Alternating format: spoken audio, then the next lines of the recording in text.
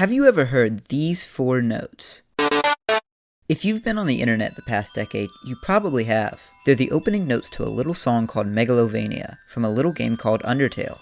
Released in 2015, an indie RPG created by a developer with no prior releases sold over 500,000 copies by the end of the year and over 3.5 million copies by 2023.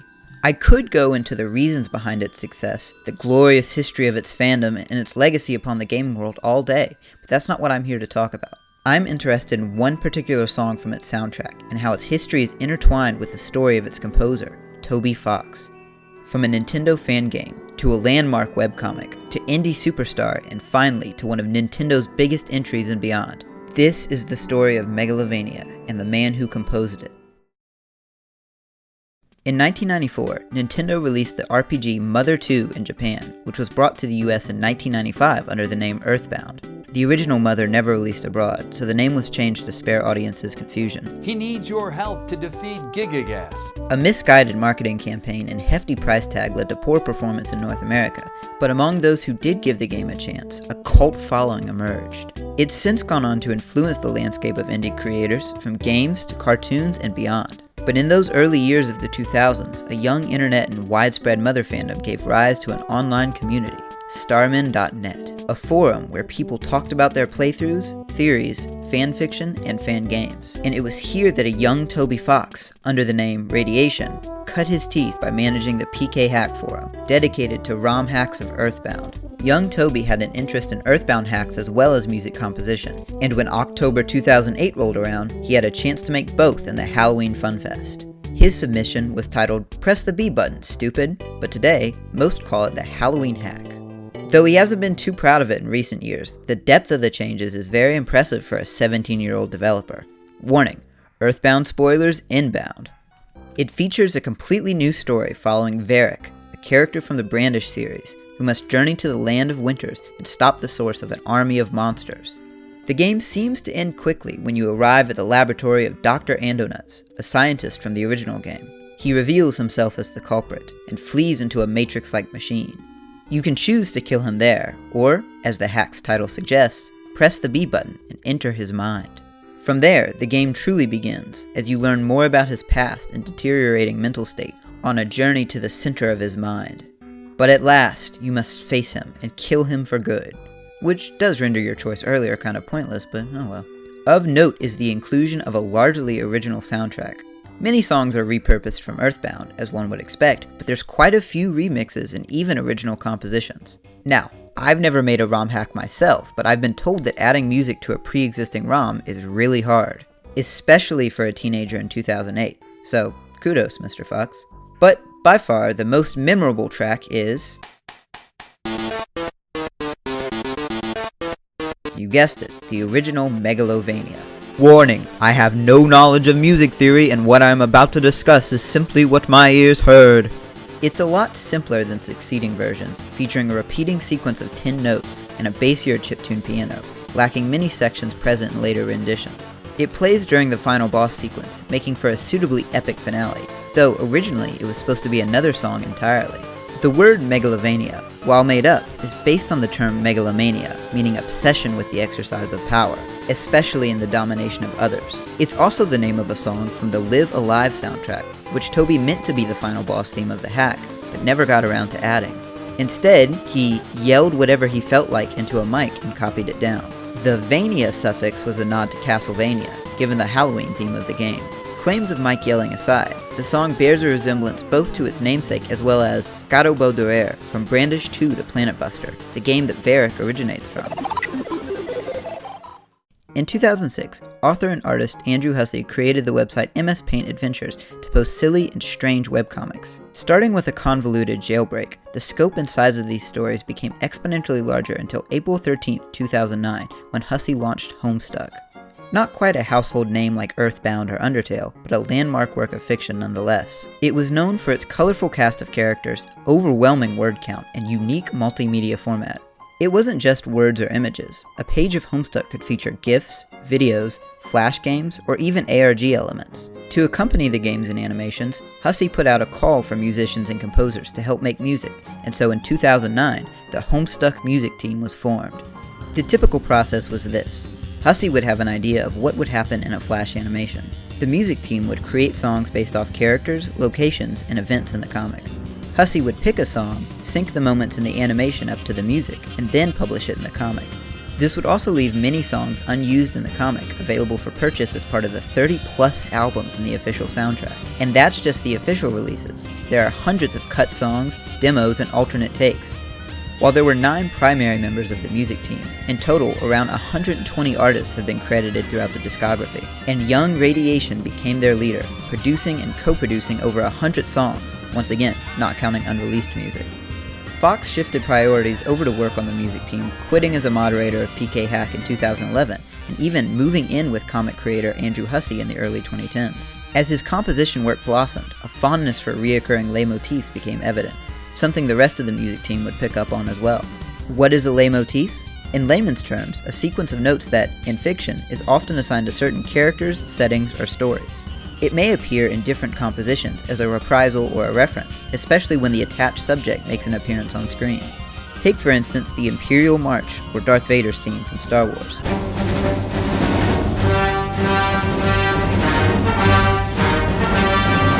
Even though there is a specific track from the score titled The Imperial March, that same sequence of notes appears in other places, whenever Vader or the Empire is prominent on screen.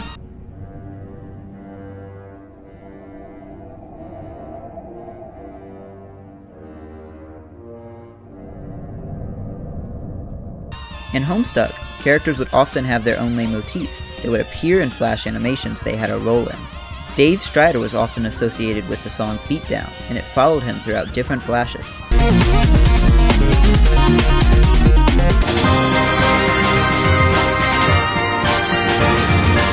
Back to the main story.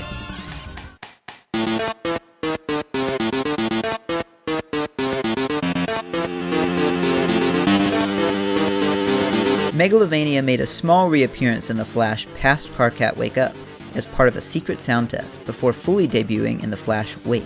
The Wake version is notable for the heavy use of an overdrive guitar, provided by Joran Tinsay de Bruin, and the addition of a secondary leitmotif towards the end of the song, Spider's Claw, also by Fox. The original instrumentation from the hack is present, though cleaned up a bit. Guitar takes the lead with a more upbeat chiptune piano and new sections. The past Karkat version is a slightly different guitar track, which leads me to believe it was a demo for the latter version.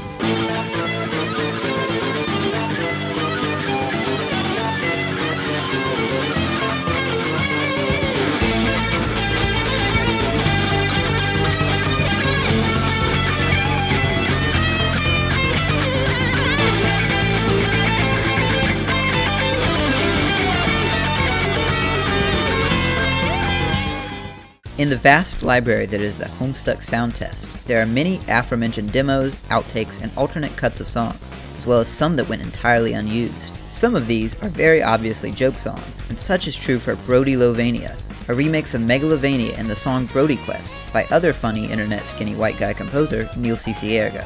One version of the song that is often mislabeled as an official version is Megalovania Clash with a Doctor mix, as arranged by Namiken and featured in Mother Cognitive Dissonance. A remix made of the original Halloween Hack version, it predates the flood of remixes that came out after Homestuck and Undertale brought the song to prominence. Toby Fox himself gave his YouTube comment of approval, and with the song being featured in another Earthbound fan game, many often lump it in with the other versions, despite Fox having no hand in composing it. That being said, not only is it fucking awesome, but the game it's used in is too, and I recommend you both listen and play them respectively. Skipping forward a bit, one of Toby Fox's most prominent co-workers on the music team, James Roach, included the Megalovania leitmotif in a track for the 2019 Homestuck spin-off, Pester Quest. Appropriately titled, Yeah, It Is. Toby Fox is credited on the track, and they've still worked together post-Undertale, but it's kind of hazy on whether Fox worked on the track or just gave James his blessing. I've talked to James Roach a few times, and he's a super cool dude. Maybe I should ask him sometime. Homestuck had picked up a lot of steam, and in 2012, an ambitious Hussey started a Kickstarter for the Homestuck adventure game, which raised $2 million. $2.48 million out of $700,000. Let that sink in. Anyway, around this time, Fox had started planning his own game, but the scale of that project would take many years to realize. He also wanted to help develop the adventure game, later known as Hiveswap, and to do both, he started a smaller project to gain more game dev experience. A year later, he announced his own Kickstarter, Undertale. That's right, you thought Undertale was the larger project? That won't come until much later. Fox admitted he had little idea of how to make a game, so he focused on developing it system by system. Starting with dialogue, he moved on to the battle system, which informed a lot of the game's plot and structure. He was inspired by Touhou Project, being a fan of Zune and his music, so he featured a bullet hell system in lieu of traditional RPG combat. Similar to the flashes on Homestuck, the music would often come first, with the dialogue being written around it. Fox wanted to keep the development circle as small as possible, though he enlisted artist Timmy Chang to bring the game's sprites to life. And now, we're back where we started. Undertale releases, becomes a smash hit overnight, and people latch on to the game's characters, story, and music. It would be a disservice to the rest of Fox's work to say that he's only famous for Megalovania. He's a very talented composer who's been improving with time, and every song in Undertale is memorable in some fashion or another. But the final fight in Undertale's genocide route is what truly took the internet by storm, and with it, its boss and theme music. Now I am become Sans Undertale, player of Megalovania.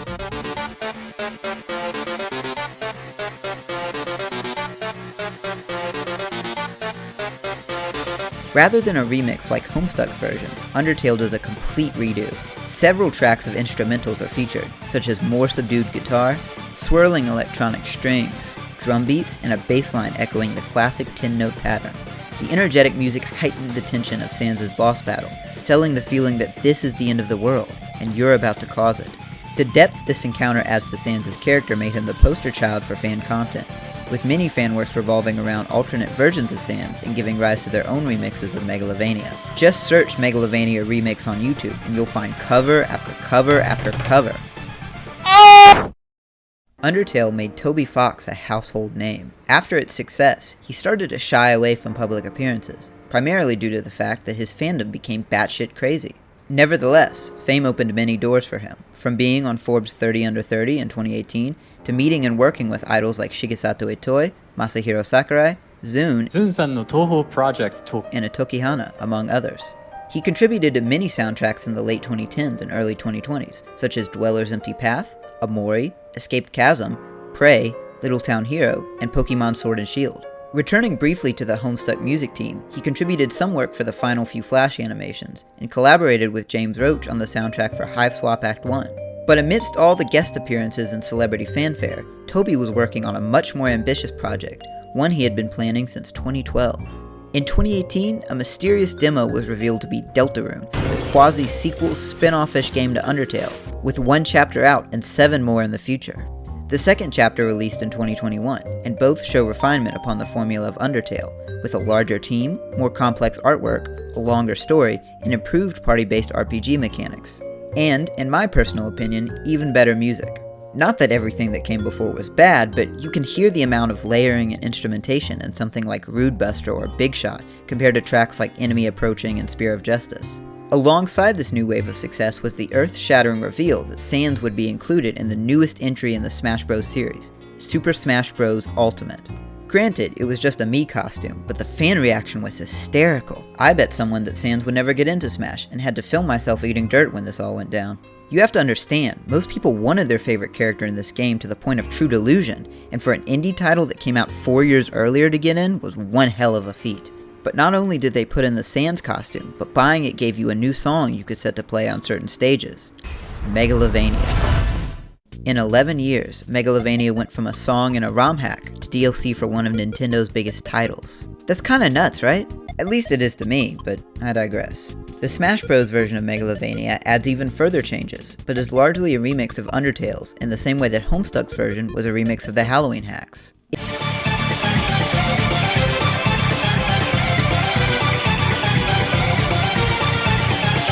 It starts off with the previous version's 10-note intro, before continuing with higher-pitched versions of the accelerated chiptune sequence. The drums are more pronounced, and the overdrive guitar sings even louder in the background. But midway through the song, everything switches up.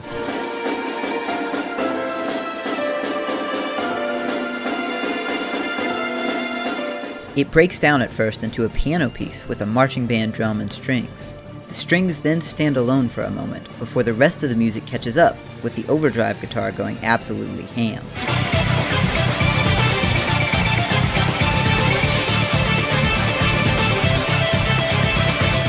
Then, at the very end, we hear two additional leitmotifs from Undertale, Heartache and Bone Trousel.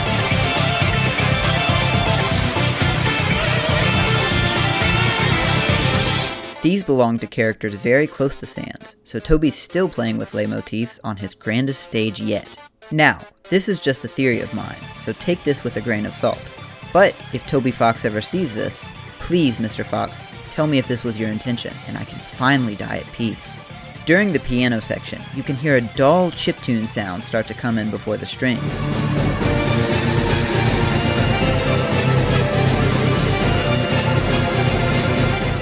This, coupled with the overdrive guitar in the latter half, makes me think that these elements were deliberate nods to the song's history.